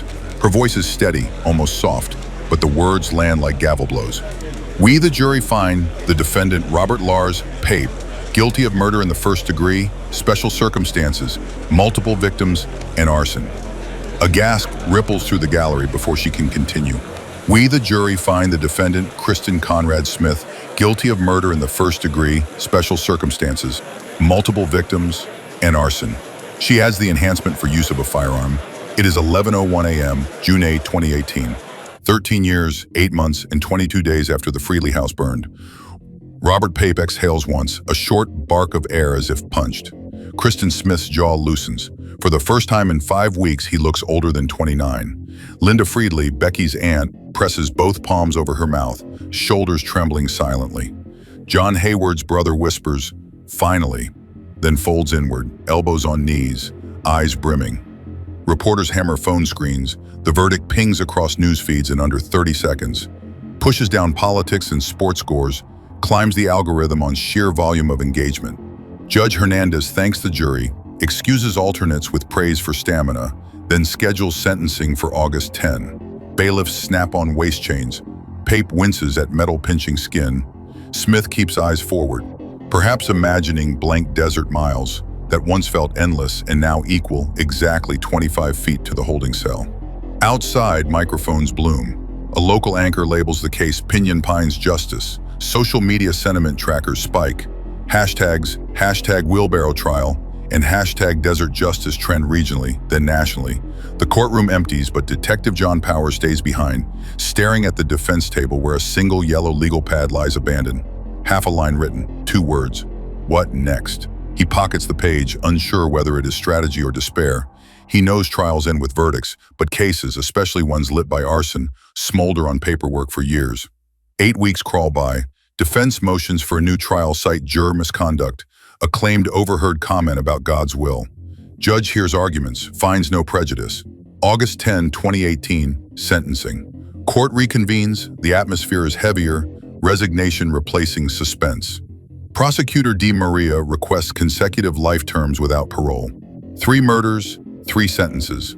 Defense pleads for concurrent terms, calls it symbolically severe yet practically humane. Hernandez recites statutory factors, age of victim, planning, cruelty, then announces, for each count, life imprisonment without possibility of parole, sentences to run consecutively. A collective exhale, this one hollow. Justice maybe, but no resurrection. Victim impact statements follow. Linda Friedli steps up first. Photo of Becky in prom dress clutched like scripture. Her voice quavers but steadies. Becky was 18 minutes from adulthood, and you took every minute that could have followed. She addresses the defendants without flinching. You tried to erase her with fire. Fire doesn't erase, it reveals. Vicki's sister tells the court how empty houses echo differently. John's daughter describes hearing her father's voicemail greeting years after his death and collapsing under the weight of routine. Some jurors stay to listen. Mascara tracks on more than one face. Outside the courthouse, desert heat shimmers the pavement. Reporters thrust microphones. Di Maria repeats that the evidence spoke for itself, and the jury honored it. Pape's new appellate lawyer vows to fight, citing cell tower junk science, and YouTube spread skepticism about historical mapping accuracy. Indeed, online debates rage. Podcasts dissect striation photos, engineering blogs question benzene ratios, amateur sleuth forums replay Becky's voicemail, timing those 3 radio beeps like morbid metronomes. The prison bus leaves Riverside before dawn 2 days later, headed to North Kern reception. Pape stares out reinforced glass at Interstate 5 as Smith keeps, head down, lips flicking, silent counting, maybe psalms, maybe push-up sets he'll do in a yard ringed by cyclone fence. Intake photographers capture them seconds apart. Mugshots upload to DO servers, trickle to news sites, ignite fresh comment storms. Detective Powers boxes his trial notebooks, slides them onto evidence room shelving, but tape labels one binder, appeal ready. He's hunted too long to trust finality. Sure enough, on March 20, 2019, defense files an appeal alleging erroneous admission of wheelbarrow video, juror bias, cumulative error. Legal podcasts pick apart filings, some calling them Hail Marys, others spotting daylight in a footnote about cell phone mapping validation. One appellate clerk leaks the case summary. Engagement metrics spike again. The narrative refuses dormancy. Yet inside prison walls, reality tilts slower. Pape works kitchen detail. Smith assigned laundry. 4 months in, Pape files for chapel clerk, citing good conduct. Warden denies, pending psychological evaluation. Smith earns one rules violation, possession of extra postage stamps, likely barter. Their lives compressed to regimented counts. Breakfast at 5, yard at 9, recall at noon. Outside, desert wind still haunts Pinyon Pines nighttime, but Alpine Drive's scarred foundation has sprouted insulating creosote, nature's way of framing char into memory. December 2020, whispers circulate. The 4th District Court of Appeal is nearing decision. Families brace. On January 7, 2021, opinion drops, convictions reversed, citing juror misconduct and trial court error regarding cell tower expert qualification. State vows retrial, defendants remain in custody, bail denied. Headlines shriek, podcasts gloat or grieve, depending on earlier stance. Social media arguments relight old embers. Becky's aunt posts a single sentence, "Fire never quits. Neither will we." Detective Powers, now retired, watches coverage from a small kitchen, coffee cooling untouched. His phone buzzes with journalist requests. He silences it. On screen, a legal analyst says, "The case is back to square one." Powers snorts. Square one is 2006. This is square learned. Evidence still exists. Wheelbarrow still whispers benzene. Voicemail still chirps thrice. Truth, he thinks, is a desert seed, dormant, not dead. For viewers and listeners who have followed every mile, the story is no longer a straight line but a loop, scorching back through courtrooms and comment threads. Stay tuned. Justice in the Pinyon Pines murders remains an open flame. And until verdicts are final, every ember bears watching, because as Linda Friedli once said on the courthouse steps, fire doesn't erase, it illuminates. January 7, 2021. Headlines flare like emergency flares across phones in breakfast TV chyrons. Appeals court overturns Pinyon Pines murder convictions. The 75-page opinion from California's 4th District is precise, almost surgical. It finds 2 fatal cuts beneath the 2018 verdict. First, juror number 12 failed to disclose that her own brother-in-law faced an arson charge years earlier, a fact the court says cast an unremedied shadow of bias. Second, the trial judge allowed cell tower expert testimony without a formal Kelly Fry hearing on methodology. Result, convictions reversed, life without parole sentences vacated, case remanded for retrial. Inside Ironwood State Prison, Robert Pape is led in waist chains to the legal library kiosk, reads the opinion line by line, lips shaping silent hallelujahs. Across the yard, Cristin Smith learns via his counselor. He laughs once, short, brittle, then whispers, "Round 2. They remain inmates. The opinion does not grant freedom, only resets the scoreboard. Still, hope sneaks through razor wire like desert wind. Prosecutor Lisa D. Maria, now Chief Deputy DA, convenes her team before dawn. On a whiteboard, she writes, "Evidence, still solid." Beneath, bullet points. Wheelbarrow SKU 366, gas can match, high point striations, Garcia confession, jail phone call. Then, biggest letters, improved tower science. She dials Special Agent Martin Go, the ATF arson man who testified at trial, asks if he can co-chair a revamped digital forensics task force. He answers before the second ring. "Tell me when." Detective John Powers, retired but restless, reads the reversal in a diner, and smirks at his coffee. He always suspected the defense would attack juror integrity, sell science, anything with human margin. He pulls a notebook from his jacket, labeled "Appeal Ready," flips to the first blank page in years, and writes one sentence: "Truth does not expire." He dials Di Maria, offers volunteer hours. She says yes because homicide has no pension plan for conscience. March 2022, back in the same courthouse, Judge Hernandez presides over the retrieval hearing. Do Pape and Smith remain in county custody awaiting retrial or make bail? Defense argues 13 years of clean records before arrest, strong church ties. De Maria counters with the same triad: multiple murder, arson, flight risk. Hernandez denies bail. Shackles rattle. The defendant's eyes go flat. Pre-trial wrangling restarts. Defense files motion to exclude the wheelbarrow video, granted. Jurors will hear about the skew match but not see the grainy Home Depot footage. De Maria shrugs. She has the sales log, she has clerk Dana Wong, she has forensic path lines burned into steel. Defense also seeks to toss pawn shop High Point, claiming chain of custody further corroded with time. The judge schedules an evidentiary hearing. Experts pack calendars. Analysts dust off comparison scopes. Social media re-erupts. Hashtags, Desert Justice 2, hashtag Pinion Retrial, trend for 48-hour cycles. Whenever filings hit Pacer, audience retention across YouTube recaps spikes, proving tragedy is the algorithm's favorite season. July 2023, the prosecution lands a quiet coup. An independent forensic geophysicist, Dr. Irene Watts, uses call detail records plus modern triangulation techniques, and crucially, a drive test replicating 2006 equipment settings to shrink phone location error to under 80 meters. Her credentials verge on bulletproof. Defense will need a fresh expert. Money for that comes slowly. Donor fatigue sets in after 5 years of appeals. Meanwhile, William Javier Garcia, their star campfire witness, completes a sobriety program, remarries, and still insists on testifying. Powers meets him at a diner outside Palm Desert. Garcia's handshake is firmer. He calls the retrial the last debt on my ledger.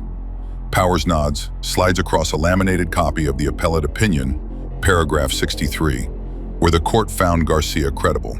Frame it, he says, next to whatever badge your conscience hands you. Autumn 2024, jury selection. Voir dire lasts 13 days. Both sides scour social media footprints, hometown op-eds, YouTube comment histories. A prospective juror who once retweeted a crime podcast theory about arson is excused. Another who sells cell phone boosters at Best Buy stays. Neither side burns a strike, convinced the knowledge cuts both ways. Opening statements land like deja vu, yet with sharper edges. De Maria begins. Science stumbled in procedure. Evidence never changed.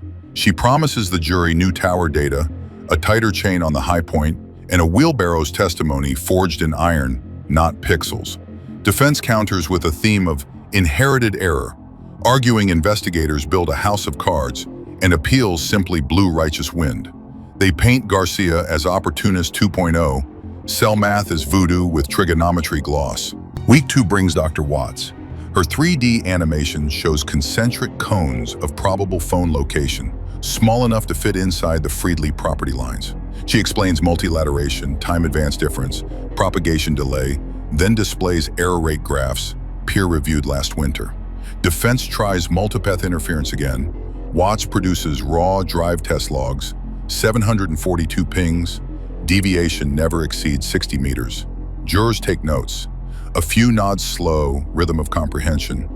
The wheelbarrow still sits in evidence, but without the video, De Maria leans heavier on chemical fingerprint. Chemist Aaron Patel retests the can and pickup truck carpet under latest ASTM standards. The benzene ratio lands the same, fuel sibling match. Defense cross-examines chain. Patel charts storage log every year with temperature and humidity data. Science stacks like desert rock cairns, flat, deliberate, built to withstand gusts. Garcia takes the stand again, older, steadier, eyes clear. Defense hammers motive, money. Garcia now earns a machinist's wage.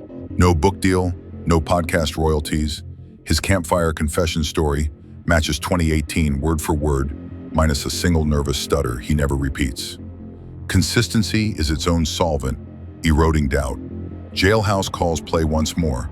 This time, audio software strips echo, sharpens Smith's voice as he jokes. Rob Bible talk, I'll stay silent. The laughter, now crisp, vibrates the courtroom. A juror in seat 4, a retired librarian, shakes her head slowly, lips pursed. Closing arguments. February 2025. De Maria lifts the wheel analogy again, but updates. We reforge the rim, replace the spokes you questioned, and the wheel still rolls to guilt. Defense says the state rebuilt the cart after the horse. Verdict first, evidence second. But the gallery senses tone. Defense hopes, prosecution knows. Deliberations begin at 12 a.m., run through lunch. At 3:38 p.m. a note. Request wheelbarrow, gas can, cell tower animation replay.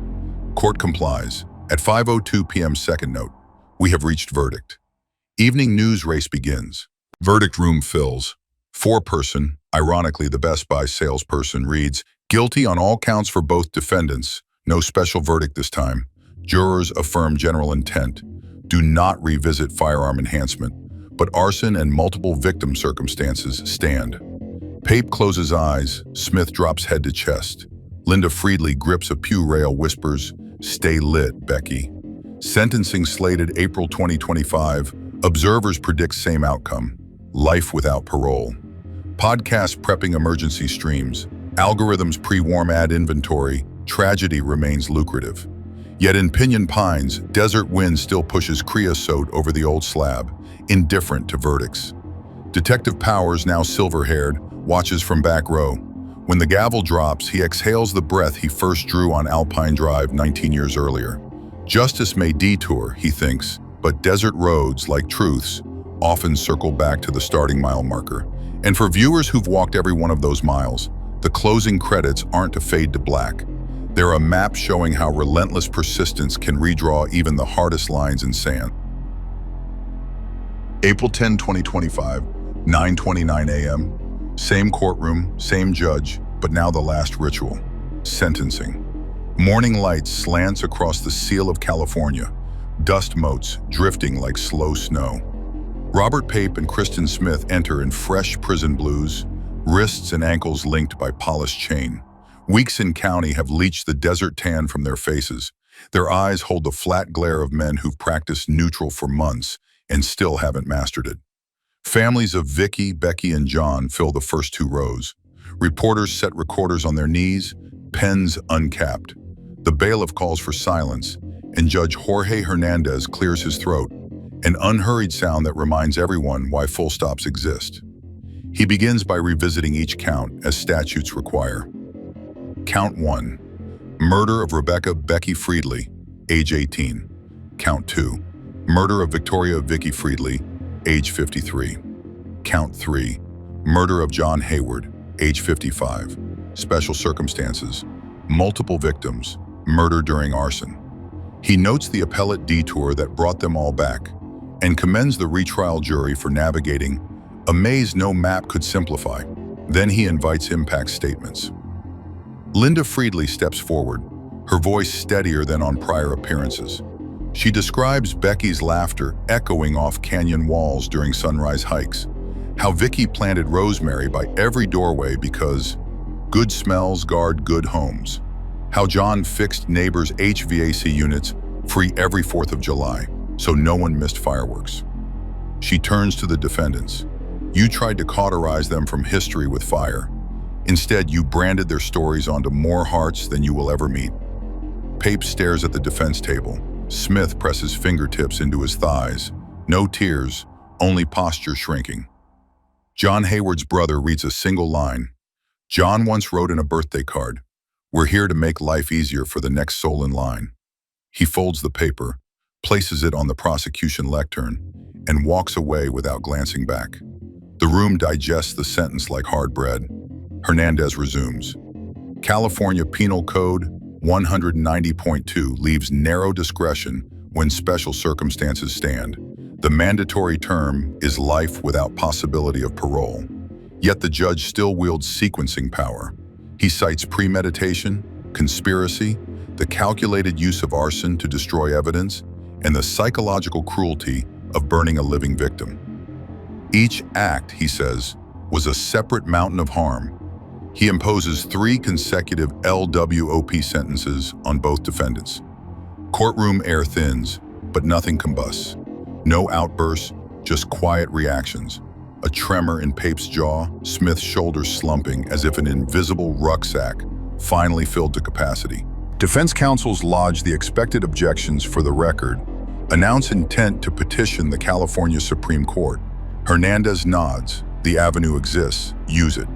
But he adds, voice low, that higher courts review law, not ember and ash. And law, gentlemen, he says, still points to you. Chains rattle. Deputies guide the men toward a side door. Just before crossing the threshold, Smith glances back at the jury box, now empty, as though looking for someone to contradict the moment. No one does. The door shuts with a pneumatic sigh. Outside, cameras ignite.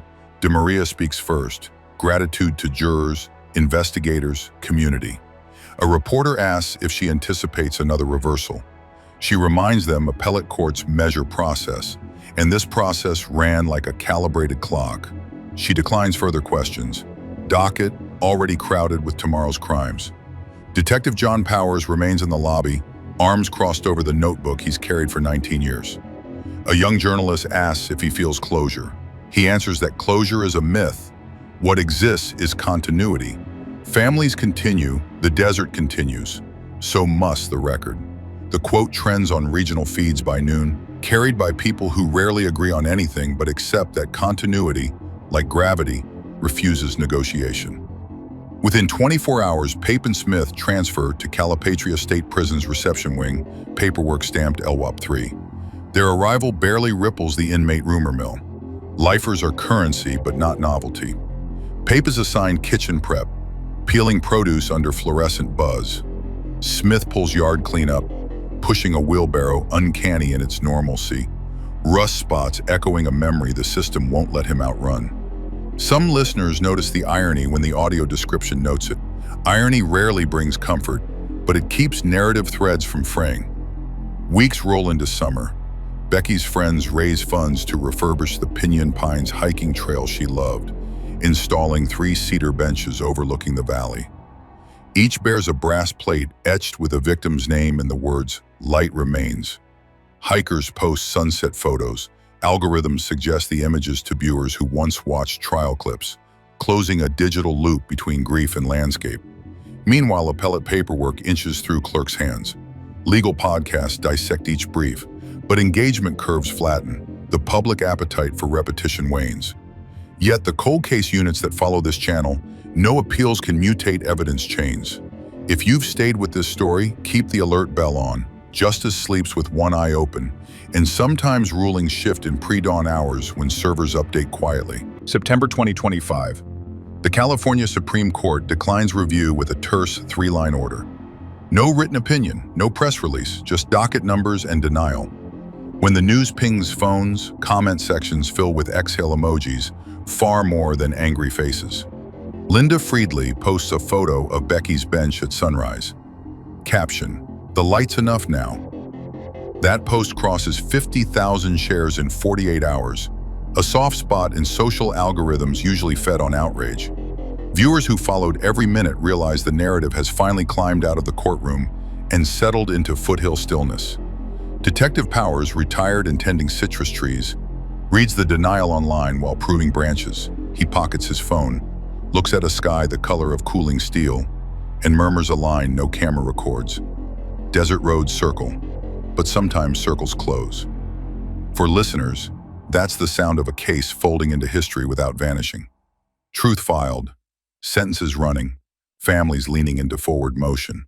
And if you've journeyed this far, let this final fact anchor memory. Justice may stall, overturn, reroute, but it persists with the patience of stone and the accuracy of flame. Keep that in mind the next time a cold case flickers across your feed, because persistence, not perfection, is what eventually lights the dark. Autumn settles over the Coachella Valley in muted ochres when the last appellate door slams shut, and something curious happens. The The story refuses to finish. Reporters hunt fresher tragedies. Algorithms pivot to elections, yet random strangers still trek the twisting road up Highway 74 to place smooth white stones on the 3 cedar benches above Pinyon Pines.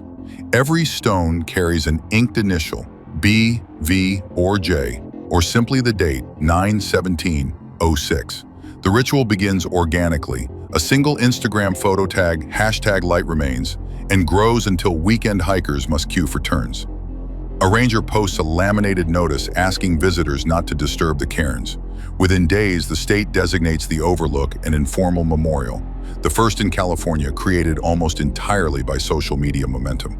Inside Calipatria State Prison, Robert Pape's daily schedule hardens into percussive routine. 4:45 count, 5:15 breakfast, 600 chapel sweep, 11:30 lunch detail. He learns to carve chess pieces from soap, painting them with diluted instant coffee. Inmates call him preacher, equal parts mockery and invitation. Cristin Smith drifts through vocational classes, welding, then HVAC basics, until a counselor notes the irony and assigns him to library cart duty. He pushes books between tiers, quiet except for metal wheels squeaking, a sound that makes older convicts glance up as though time itself were arriving to collect overdue accounts. Beyond the walls, William Javier Garcia speaks at a community college criminology seminar, his first public engagement since the retrial. He tells students courage rarely feels like bravery, it feels like nausea that doesn't stop until the truth is spoken. A freshman asks whether he forgave himself. Garcia pauses, admits forgiveness is maintenance, not milestone. Oil changes for the soul. The line circulates on TikTok, accruing 500,000 views and surprising him most of all. Detective John Powers, nursing a creaky knee in a yard of Valencia orange trees, receives a letter stamped Federal Bureau of Investigation, Training Division. They want him to consult on a module about cold case perseverance, specifically the Pinyon Pines timeline. Powers chuckles at the notion of teaching persistence to agents half his age, but mails back 2 pages of bullet points. Preserve failed leads. Archive raw data. Believe time is an ally, not a thief. He ends with a scribble. Truth has no statute of limitations. Someone in Quantico frames the phrase outside the classroom door. In Sacramento, Assemblywoman Araceli Mata introduces AB 2264, a bill mandating standardized qualification hearings for historical cell site analysis before expert testimony. The press calls it the Pinyon Pines provision. Lobbyists argue expense. Victims' families flood inboxes with stories of stalled justice. The bill passes committee by a single vote, proof that legislation, like verdicts, sometimes depends on individuals refusing to shrug. Media interest rekindles when a streaming platform announces a limited series documentary titled Chimneys in the Sand. Producers secure interviews with DeMaria, Powers, even juror Sandra Ruiz, who explains on camera how the wheel analogy clicked. If every spoke points the same direction, the wheel's not lying. Critics warn of re-traumatization. Linda Friedli counters that silence is the real vandal. Production schedules for late 2026. In teaser trailers, a narrator intones that fire erases fingerprints but not footprints. Meanwhile, appellate attorneys for Pape and Smith pivot to federal habeas petitions, citing ineffective assistance and newly discovered voicemail spectral anomalies. Federal defenders acknowledge uphill odds. Still, paper filings multiply like desert tumbleweeds. Legal bloggers trace each motion, but engagement is modest. Assigned public attention has migrated from outcome to aftermath. 2,000 miles away at a criminology conference, Dr. Irene Watts presents a paper comparing historical cell tower error rates before and after the Kelly Fry wake-up call. Her data show wrongful acquittal risk fell 15% in cases that updated methodology. A question from the audience: does certainty ever reach 100%? Watts smiles thinly. Science, she says, approaches truth the way desert travelers chase the horizon. It moves ahead but never vanishes. On a warm December morning, Powers drives to the Pinyon Pines overlook, carrying a battered wheelbarrow rim. Exhibit 134 retired from storage after defense forfeited further tests. He kneels by the cairn, lays the twisted metal beside the benches, and steps back. No ceremony, just sunrise brushing rust into copper glow. Tourists will later photograph the relic and attach no plaque, trusting story to collective memory. In Calipatria, holiday mail arrives. Pape receives a pastel card quoting Isaiah. Smith gets a paperback of The Count of Monte Cristo, dog-eared at the chapter where Edmond Dantes escapes. Library tape holds its spine. A guard logs the gift, shrugs at hidden symbolism inmates see everywhere. That night, Smith sketches a wheelbarrow on scrap paper, shading flames into smoke that morphs into desert hills. He tucks it between pages, perhaps imagining art can redraw what iron already decided. For the audience still listening through headphones, the narration lowers to a hush, reminding them that justice stories rarely end at gavel or sentence. They ripple into benches on a cliff, bills on a governor's desk, training slides in federal academies, and quiet prayers whispered in fluorescent chapels. Fire might aim to erase, but illumination is stubborn. It leaks through cracks, reflects off iron, lingers in digital archives where wind can't scatter it. So mark this moment, not as epilogue, but as lumen, a steady light for the next case waiting in a cold file drawer. When that file opens, someone will recall that a wheelbarrow's burn pattern and 3 faint radio chirps once rewrote unsolved into resolved twice. Persistence, human, legal, scientific, remains the compass.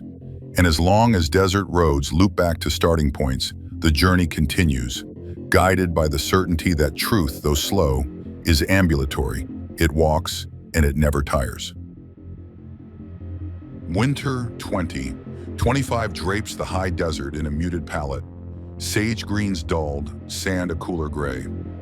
Yet each dawn still paints the pinyon pines overlook in apricot light, and the cairns of white stones continue to grow.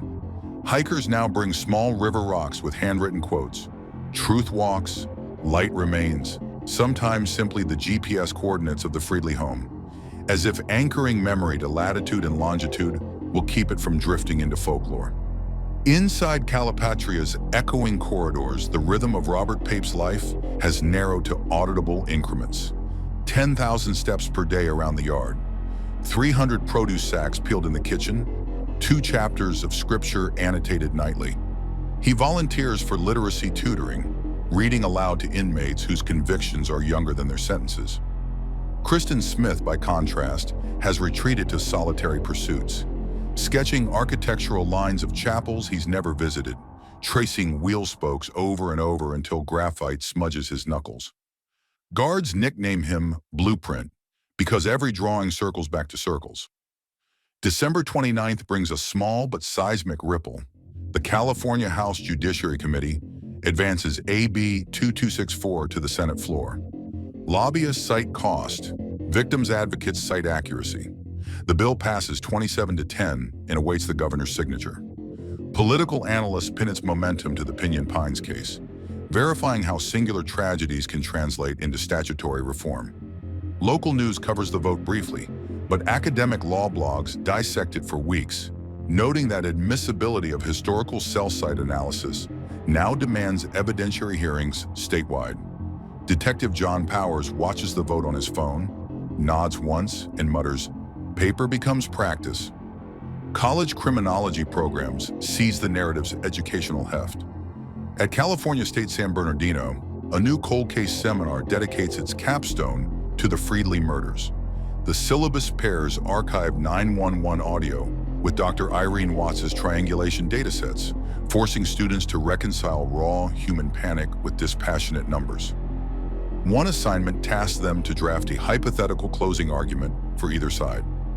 Half the class chooses defense, acknowledging that understanding doubt is essential to weighing proof. Streaming giants also notice enduring audience interest. Contracts finalized for Chimneys in the Sand, slated for fourth quarter 2026. Producers secure exclusive interviews with juror Sandra Ruiz, chemist Aaron Patel, and Pastor Glenn Morris. Some fear the series risks romanticizing horror, but Linda Friedli insists on executive consultant status to guard against sensationalism. She negotiates a clause allocating 10% of profits to a scholarship fund for first-generation students studying fire science, a final inversion of arson's intended silence into opportunity. Early February 2026, Governor Elisa Mendez signs AB 2264 into law. The ceremony is brief, one pen stroke, one flashbulb volley. but its aftermath ripples through court calendars. Superior courts statewide reschedule dozens of hearings to apply the new standards. Tech conferences invite Dr. Watts to keynote. Her topic titles shift from probabilistic mapping to ethics of precision. She tells one audience, numbers persuade, but meaning prosecutes, and a dozen notepads scribble the line. Back at Calipatria, the news reaches the yard in two versions: legislation for scientists and, via inmate rumor, a tower law that might complicate habeas appeals. Pape receives a letter from appellate counsel confirming AB 2264 does not apply retroactively. Smith scowls at the headline in the communal newspaper, folds it into an origami wheel, and flicks it into a trash drum. Spring's first heat wave, cresting 100 degrees Fahrenheit, arrives with notice from the Ninth Circuit. Habeas petitions are denied without hearing. Reason: claims previously adjudicated. Legal podcasts devote one episode, then redirect to the next docket drama. Public curiosity barely bumps analytics. Fatigue and closure have finally crossed paths. Powers reads the order, raises a glass of iced tea to no one, then returns to pruning branches. On June 1st, 2026, the cedar benches overlooking the valley hold more than 700 stones. A ranger counts them during off-season maintenance and records 52 states marked among the initials. Some visitors trekked cross-country to lay a pebble no bigger than a fingertip. The ranger jots this in a logbook, noting how grief and remembrance travel without luggage. 1 week later, Linda Friedli hosts a small sunset service. No cameras allowed. She thanks the handful of supporters, reads Becky's favorite lyric from a weather journal, and concludes, "Justice's flame is steady now. What we guard next is memory." She places the final stone of the season, a river pebble etched with the word enough, then steps aside so the horizon can finish the evening statement in color.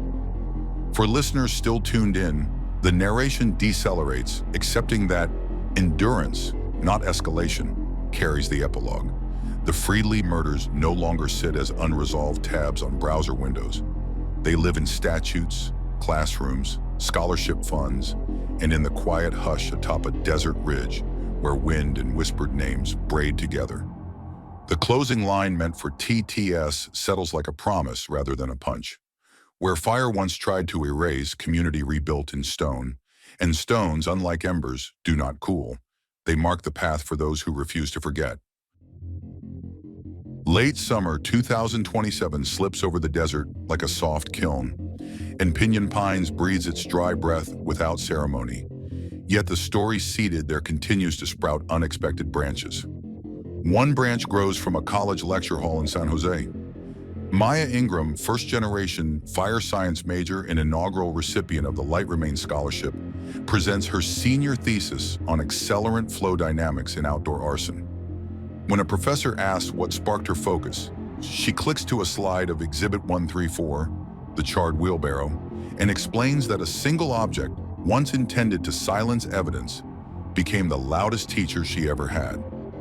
The room stills. Academic applause rarely sounds as honest. Another branch curls through courthouse dockets statewide. Since AB 2264's enactment, 23 cold cases reopen under the mandated cell tower hearings. 8 secure indictments. 4 already end in pleas when suspects realize the digital perimeter is now too tight to sidestep. Prosecutors nickname the rule the Pinyon Standard, informal yet precise. Defense bars respect it grudgingly. At least everyone knows the measurement stick before trial. Meanwhile, Calipatria's rhythms remain a metronome. Robert Pape, now 40, earns certification as a peer literacy mentor. His reading group finishes To Kill a Mockingbird and edges into East of Eden. He writes reflections, copies them out longhand for chapel bulletin boards. Cristin Smith transfers to Mule Creek State Prison for bed space balancing. Yard rumors say he sketches less, lifts more, speaks seldom. Neither man has had a disciplinary write-up in 18 months. In corrections industry jargon, they are programming inmates, a label that measures compliance, not remorse. Detective John Powers finally donates the bulk of his case files, digitized, annotated, to Cal State's new cold case resource lab. Students digitize decades-old Polaroids, tag metadata, and sometimes stop to ask the retired detective why a certain decision was made in 2007 versus 2014. Power's answers without varnish. Budgets, politics, and the slow molasses of tech adoption. His closing advice never changes. Store everything. Technology might grow teeth later. Fall 2027, Chimneys in the Sand releases on a major streaming platform in 6 parts. Critics praise its restraint. No reenactments, just layered interviews and sparse desert B-roll. Episode 5 ends with Becky's 11-second voicemail playing over a black screen, while subtitles timestamp the Motorola chirps. Viewer completion rate hits 92%, anomalously high for true crime series. The final episode drives a surge in donations to victim advocacy nonprofits and spikes academic journal downloads of Dr. Irene Watts' triangulation paper. Data scientists call it the feedback loop where narrative births research. On a brisk November morning, Governor Mendez signs a companion statute, the Friedli-Hayward Restorative Services Act, allocating grant money for cold case family counseling. The signing is live-streamed but sparsely watched. Political fatigue shadows even good news. Still, in living rooms across Riverside County, families who once felt forgotten see their grief footnoted into public record and experience something adjacent to relief. Up on the ridge, cairns have grown so tall they resemble bleached sentinels. Park rangers place a guest log in a weather-sealed box. Visitors fill pages with terse observations. Found peace here. Justice took the scenic route. Stone for Becky from Michigan. One entry dates itself December 31st, 2027, and reads only, "Truth travels, so did we." The desert itself offers a quiet epilogue. Seasonal rains prick the valley floor, coaxing brittle brush to bloom yellow around the charred remains of the Friedli Foundation. Botanists note that fire-scarred soil often nourishes hardy seeds. Their observation doubles as metaphor without effort, because stories like plants root in burned ground and sometimes flower where no one expected green. For those still listening through headphones, let this final pulse settle. After verdicts and laws, after documentaries and scholarships, the legacy of the Pinyon Pines murders is no longer only tragedy. It is an engine forcing progress, a syllabus footnote, a legislative line item, a stone on a bench, a caution held close by investigators who now label raw tower dumps "do not delete." Proof that while flame can devour, what rises from cooled ash can light the path ahead, quiet, steady, and immune to wind. Winter 2029 leans into the high desert with a cool hand, brushing frost over sage but never lingering past dawn. By now, the cedar benches at the Pinyon Pines overlook hold more than 1,000 stones, so many that rangers have begun rotating them into low retaining walls to keep the path from eroding. Each stone wears ink that has weathered to soft charcoal, initials smudged, quotes half legible, proof that remembrance, like rock, can erode yet still remain. Far below, the slab where the Friedli house once stood is finally cleared. A private land trust, funded quietly by victims' rights donations, purchases the lot and designates it a no-build zone. They seed fire-resistant Joshua trees and install a solar-powered plaque that glows amber after sunset. The inscription is spare. September 17th, 2006. Let light remain. No names because everyone who makes the climb already knows them. Inside Mule Creek State Prison, Cristin Smith begins his 4th year as a GED tutor. His sketches have shifted from wheel spokes to simple landscapes, mostly ridgelines and lone Joshua trees. Guards note fewer disciplinary notes than average. Psychologists call it institutional equilibrium, a state where routine outpaces regret. Whether remorse has grown roots, no outsider knows. Robert Pape, still at Calipatria, earns a vocational certificate in Braille transcription. Twice a week, he embosses textbooks for the state library's blind services branch, a task that forces him to think in raised dots rather than flame or scripture. In an unexpected turn, a prison newsletter prints one of his essays about patience. Victim families protest until the warden pulls the issue. Public backlash reminds everyone that time may dull edges, but memory keeps its own ledger. Detective John Powers loses a battle with his battered knee and swaps citrus pruning for physical therapy. On his porch, he watches the streaming documentary's final episode with closed captions on, surprised by how calmly he sees himself portrayed. Older, rougher, but still guided by the same conviction etched in that notebook. Truth has no statute of limitations. He mails the original notebook to Maya Ingram, now a second-year graduate student in forensic chemistry. Her thank you card arrives signed, carrying the light forward. Powers pins it beside a photo of Becky Friedli's cedar bench. At Cal State's Cold Case Resource Lab, students digitize additional case files from counties that never saw such tech scrutiny. One project revisits a 1998 desert homicide using AB 2264 standards. Cell tower reanalysis narrows suspects to 2 surviving persons. An indictment follows in 2030, and journalists draw a direct line to Pinyon Pines. The term Pinyon Protocol appears in a peer-reviewed law enforcement journal, cementing the murder's legacy as a watershed for digital forensics in California. Legislatively, the Friedli-Hayward Restorative Services Act is renewed with an expanded grant, funding mental health liaisons in 5 rural counties. Linda Friedli, whose voice once shook in courtrooms, chairs the advisory board. She opens the first regional training by holding up a river stone from the overlook and saying, "This weighs less than an ounce, yet it has moved more mountains than you can see." Her words trend briefly on professional networks, algorithms like concise metaphors, but people like them more. On the cultural front, Chimneys in the Sand wins a regional Emmy for documentary writing. Producers donate the statuette to the Riverside County Sheriff's Cold Case Unit, citing the unsung attrition of detective work. In the ceremony's montage, a silent frame shows Becky's 11-second voicemail waveform crawling across black. The audience falls silent in a way award galas rarely manage. Academic ripples continue. Dr. Irene Watts publishes a longitudinal study on post-AB 2264 case outcomes. The conclusion argues that while the statute reduces wrongful acquittal risk, it also expands defense discovery burdens. Justice gains weight everywhere. The study becomes required reading in state prosecutor training, evidence that progress demands upkeep. Meanwhile, digital footprints ensure the murders never entirely fade. Every September 17th, social media upticks occur. Posts of sunrise photos tagged "Sure in Our Light Remains." Map screenshots with GPS pins. Quiet threads discussing forgiveness. Some comment to ask why people care about a story already resolved twice. Others answer with a line that travels like a refrain. Because fire tried to erase it and we refused.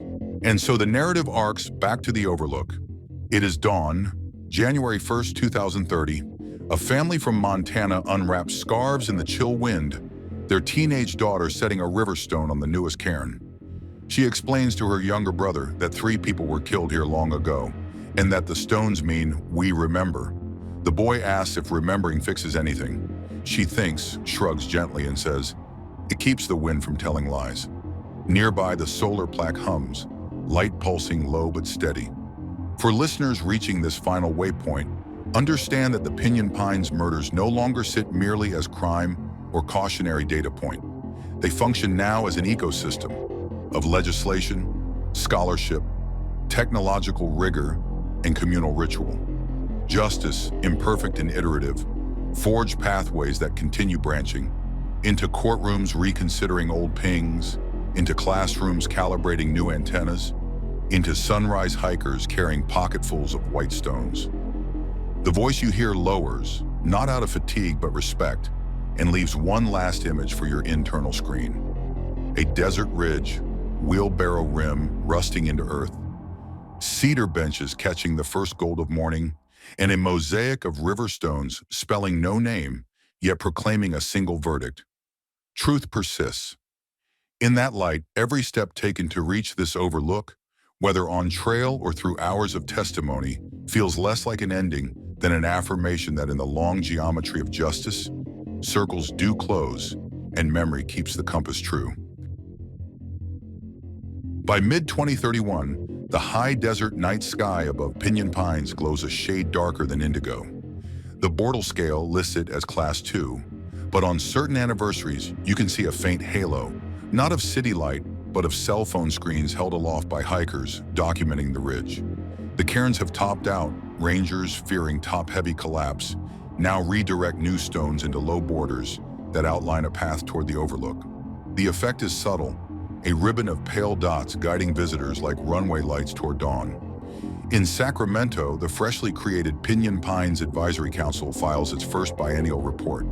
The council confirms that AB 2,264 hearings, now routine, have produced a 28% increase in cold case indictments statewide and a 9% decrease in trial reversals tied to expert evidence disputes. Legislators quietly celebrate a bill born from fire, now calibrating the balance between precision and due process. Robert Pape's days blur into measured increments of braille dots and kitchen duty.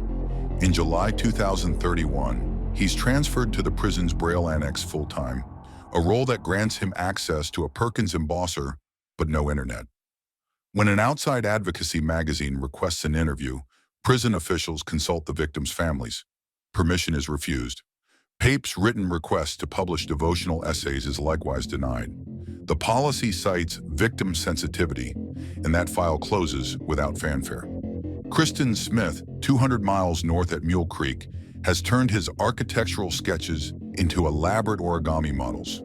Miniature chapels, a wheelbarrow folded from a single legal pad sheet, even a stylized Joshua tree with limbs articulated in millimeter creases. A guard confiscates one piece, the wheelbarrow, for contraband glue. The rest pass muster.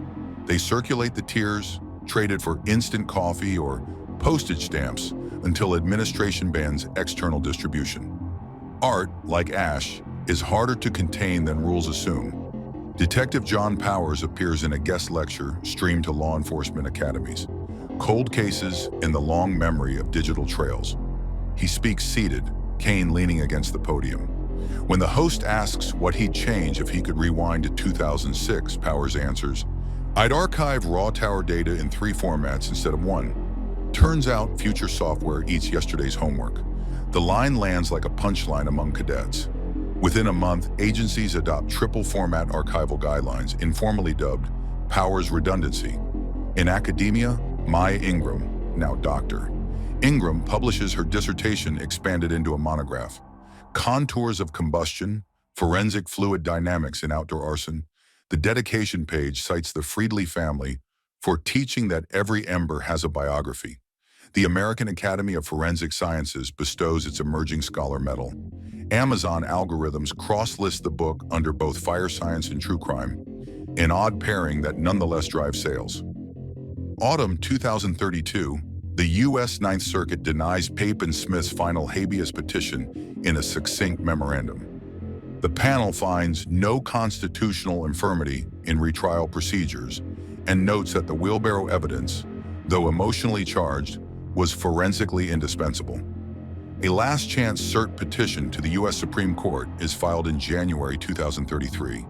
8 months later, it, too, is denied without comment. For the first time in nearly 3 decades, no active litigation bears the Friedli or Hayward names. Yet echoes persist. A national true crime conference holds a plenary titled From Arson to Algorithm, Lessons of Pinyon Pines. Panels dissect everything from digital forensics evidentiary standards to the ethics of streaming platform storytelling. Linda Friedli delivers the keynote remotely, still wary of travel, reminding attendees that precision must wear humility because it walks on the graves of human error. Her phrase trends on professional social media for 48 hours, then settles into quotation slides at future seminars. On the ridge, solar plaque maintenance falls to a new volunteer corps. The light remains stewards. They clean graffiti, rare, mostly initials scratched by careless tourists, document cairn condition, and maintain a digital map logging every stone's inscription. The map becomes an AR overlay used in a university memorialization project. Visitors can point phones at any stone and read its provenance. Technologists note how remembrance has become data-rich. Ethicists debate whether metadata can cheapen grief. The project leaders insist data preserves human handwriting after ink fades, a second life for fragile memorials. Spring 2034, a wildfire sparked by lightning skirts the valley but spares the overlook. When news crews show live aerial footage, viewers spot the solar plaque glinting through smoke like a lighthouse. Firefighters credit a wind shift. Locals credit the intangible weight of a community unwilling to let flame repeat its crime. On social media, a hashtag revives. Number sign, fire never erases. It climbs, but not to outrage peaks, rather to a quiet plateau sustained by teachers assigning the documentary, students quoting case law, and hikers posting sunrise time lapses. Inside Calipatria, Pape organizes a Braille transcription fundraising drive, seeking approval to donate textbooks to blind students in Coachella Valley schools. The prison warden forwards the proposal to the victims' families per policy.